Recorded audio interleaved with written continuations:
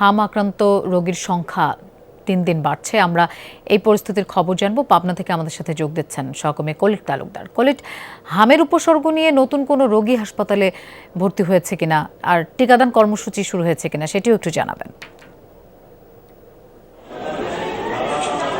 লোপা, আমি এই মুহূর্তে রয়েছি পাবনা 250 শয্যা বিশিষ্ট যে জেনারেল হাসপাতাল রয়েছে সেখানে। আমি যেটি হামের উপসর্গ নিয়ে যে রোগী ভর্তির কথা যদি বলি, হাসপাতালের পাবনা জেনারেল হাসপাতালের তথ্য অনুযায়ী গত 24 ঘন্টায় এই হাসপাতালে ভর্তি হয়েছে 20 জন এবং বর্তমানে 51 জন ভর্তি রয়েছে। আর টিকাদান কর্মসূচির কথা যদি বলি, যে 5 তারিখ থেকে যে টিকাদান কর্মসূচি শুরু হয়েছে পাবনার 4টি উপজেলা ও 3টি পৌর এলাকায় টিকা দেওয়া হচ্ছে।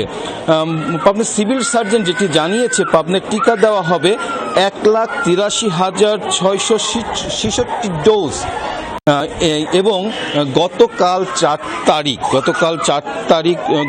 8 তারিখ পর্যন্ত 56,673 ডোজ টিকা দেওয়া হয়েছে এবং এই টিকাদান কর্মসূচি কিন্তু বেশ ভালোই চলছে এবং টিকা নেবার যে মানুষজনের মধ্যে উৎসাহ সেটি কিন্তু রয়েছে। 8 তারিখ পর্যন্তই আমার কাছে এই টিকার তথ্য ছিল এবং পাবনা জেনারেল হাসপাতালে যে আসলে যে হামের উপসর্গ নিয়ে যে ভর্তি সেটির কিন্তু আসলে যে এই যে একটি ছোট ওয়ার্ডের মধ্যে সেই যে হাম উপসর্গ নিয়ে